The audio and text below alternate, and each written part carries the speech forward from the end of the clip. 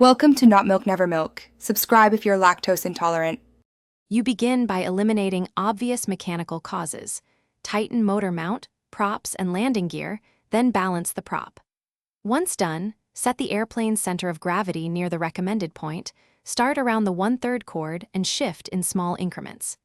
Make sure control surfaces and linkages are free of slop and binding. Replace torn pushrods or tighten clevises. These first steps remove the most common sources of wobble, so you're ready to tune flight controls precisely. Once the basics are done, focus on control harmony and airframe geometry. You trim down throws to about 60% and add exponential to soften the stick near center. That reduces pilot-induced oscillation. Then verify thrust line and wing incidence with a simple level. Shim the motor or adjust mounts if you see more than half a degree of skew. If pitch wobble remains, move small increments of nose weight, 1/8 to 1/4 inch of shift, and retest, because small changes often fix resonance. You finish by trimming in the air with brief, controlled test flights, changing only one variable each session so you know what helped.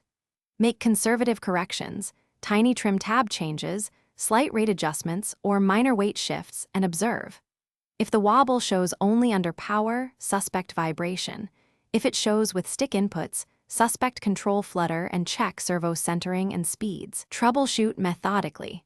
Swap components like servos or the receiver to isolate the fault, and return to the prior setup if a change makes things worse. Thanks for watching. If this was helpful, leave a like and consider subscribing. See you next time.